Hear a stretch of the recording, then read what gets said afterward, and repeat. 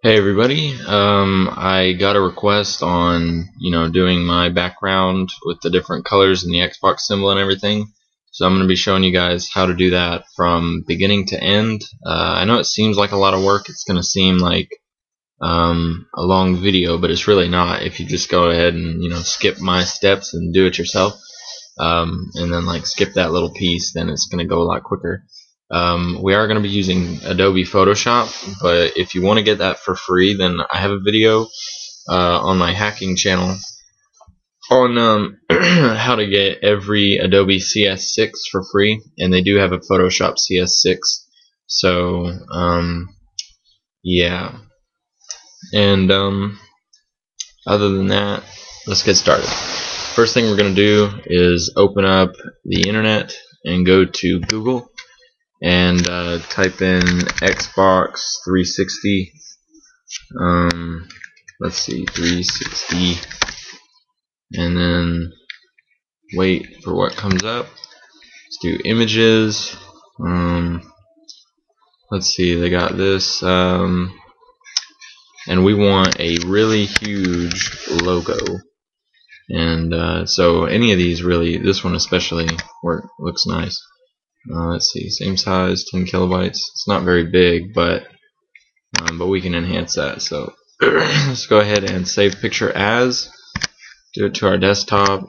Xbox 360 logo 0, and then that is actually going to be the only thing that we're going to take from the internet is the actual logo itself, and everything else we're going to create. So let's go ahead and, or actually no, that's not exactly true.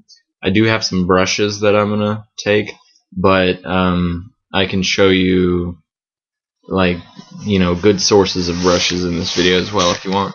So we're just going to go ahead and open up Photoshop, and then I'll show you where to get the brushes later. So and I do not have the sites to get the brushes memorized, but if I do a Google search, I'm sure I can come up with a few for you guys. So first thing we're going to do is expand this a little bit, take our magic wand and just highlight this, and raise your tolerance up a little bit above 10. So let's make it 25, and then press enter, and let's try re-highlighting that so that we get a little bit closer to the actual orb itself. And then we're going to go ahead and click that so that it's clear background, and now we have our little orb. So now let's move on to the next part and go ahead and file, new blank file, 8x4, which is how big the background should be. Now it really shouldn't be 8 inches by 4 inches. That's a bit large, but when you're compressing your file down so that it's really high quality, you're gonna need a big ass canvas. So let me go ahead and just stop this download really quick. Let's see, remove.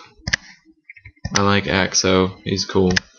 And there we go. So now let's go ahead and Control I to invert this to black, and then I'm just going to go ahead and drag this in here like this and make it a bit larger like that there. So now we have this. Let's go ahead and go to layer style settings, glow inner, and make it black so that it's that white edging on it kind of stands out a little bit less. Raise that up to 100%, click OK, and we'll zoom in one level so that we can see exactly how it looks. And what I'm going to do is I'm going to use my blur tool, just kind of go over the edge of this just a little bit so that it kind of looks a bit feathered as opposed to a sharp white edge. So that way when you're when it's in your background and it's really zoomed in and everything, it doesn't look like it's fucking cut out of a sheet of paper. So and if you find a larger logo than this, or you set your tolerance a little higher, it will look better than this. This is just for tutorial purposes. So we can go ahead and do that. Alright, and then I'm just gonna go ahead and move it over just a tad and widen this up. Actually, that's not even all the way over, is it? Yeah, that's about right there. And there we go. So now let's exit out of the layers so that I can go back to them later. let's go ahead and create our text layer using the text tool. And I'm just going to go ahead and make a new layer of text. 48 font, regular, copper plate, any font that you want really is fine. And I'm gonna of course type in box 720 hacker because that's who I am. But if you want to use a different name, then that is fine. Then I'm gonna go ahead and highlight this, and I'll make it yellow because that's the one that I'm using. And there we go. So as you can see now, it's Xbox720 hacker. And there we go. So let's go ahead and put that there. Resize this layer just for later. And then yeah, then click off of it. And if we opened up our layers, which I do not know where the hell my layers are, so oops. How do I get layers back? Let's see. View. Where are you? Oh, window. Layers. Okay, sorry about that. So, as you can see, it's still selected. And we're going to use that and go to layer style settings, bevel. And then we're just going to bevel it until it looks roundish. I mean, of course, if you go too far, you won't be able to tell, and if you don't do enough, you won't be able to tell. So let's get it perfect right where we want it, like that, where it looks, you know, nice and round. And then we're going to go ahead and click OK. So now it looks round, and then we're going to do this layer one more time. Layer style settings, and we're going to go ahead and give it a stroke. In the color, whichever you choose. I'll choose blue for this part, and we're gonna give it a nice thick border, not too thick, of course, you know, like 10 pixels I guess, and blue. And actually this would probably look better in red. That's probably why I didn't do it in blue the first time. So yeah, and then so now that's done, and now we're gonna be working on the background with the colors and the brushes. So let's go ahead and drag this over. We can exit out of this because we're not going to use that anymore. So let's go ahead and just make sure our background layer is selected. So there we go. And if you want to do this on a new layer, just to make sure that, you know, it doesn't, like, so that if you want to edit it, you can. Just click this button here to make a new layer. And yeah, or I don't know, maybe Control N or something. Layer, new layer, that should be an option. Layer, new layer, yeah, there it is. So anyway, moving on. Let's go ahead and select our brushes, and I'm gonna say that yeah, this is actually one of my brushes. Stars and lights, MQ, that basically means stars and lights, medium quality. And I have that just like for my own purposes. That's not the actual name. But as you can see, this is the brushes that I used on my last one. So like whenever I change the color of this to red or something, and then go here, then as you can see, it's like that's how I did that. So so what we're gonna do is we're just gonna go on the internet and search for one. This is really easy. Just basically starry cloud brushes for whoops, that's not how you spell for. PSE8, I guess.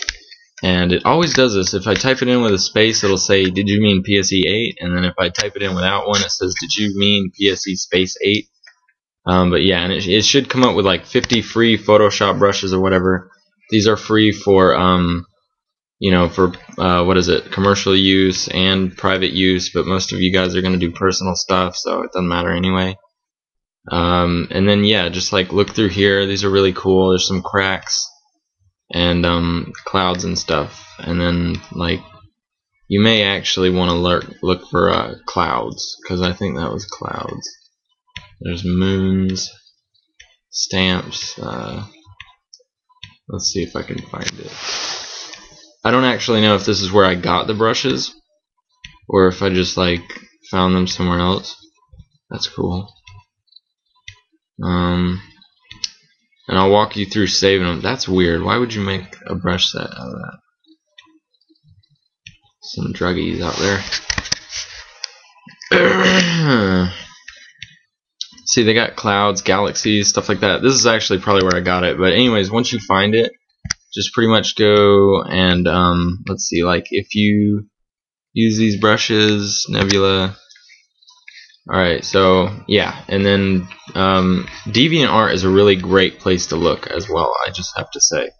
But what you do is you click download file, and I'll have to show you how to use these as well. So save as, save them to your desktop or somewhere where you know where they are, okay? Because I've seen people save shit to places and then they're lost, and it's like, well, what are you gonna do with that? Like, what's the point? But anyways, then just basically open up a new libraries document here and go to C, so C:\\, and then if you don't see programs by 86, then just type that in. But actually, as a matter of fact, I don't see it, so oh well. So programs, there we go, program files by 86, and click on that. And then we're gonna go to Adobe, Photoshop Elements 8, plugins. No, it's not in plugins, it's in presets. Here it is. And then brushes. Brushes are ABR files. Another thing I think you can do is when you hold Windows and the F key down, you could do a star, which is above the 8, and then do ABR, and it might come up. I don't know, because your C is usually an unindexed location, which means it doesn't search there unless you tell it to. And mine is, so yeah. So these are where all my brushes are. But yeah. So all you got to do is Galaxies by Sonira or Sonira something. So let's go ahead and exit. And then what you're gonna have to do is click File, Save As, Untitled One, Save, and then you can close out of your Photoshop. You have to do that when you get a new brush, because otherwise it won't load it in your program. So, but now we're back. So all you gotta do is look through here, and we're gonna look for, I have actually no idea what that was called. There it is, Galaxies by Sonira, and these are obviously all his galaxies. And these actually, wow, holy shit, that's the Horsehead Nebula, and that is really nice. So apparently these are really high quality. And feel free to just make these in any color you want, you know. Like we could do, I think that's actually a shooting star, so that's awesome. Or maybe like a what's it called, I don't know, but anyways, a meteor, comet, something. But yeah, so that's pretty much how I made my background. And then to add stuff, just kind of Google, you know, starry brushes or something. And I have a bunch of stars. So there's like starry mystical patterns, you know. I don't actually know why I use the word starry in that. It's not starry at all. But, you know, of course there's little star patterns and stuff. So anyways, that's how you make, you know, a cool background using the stars and stuff. I know that was a bit of a long video, but it was requested, and I tried to show as much as I could of every little aspect. So hope you guys enjoyed it, and I'll see you next time.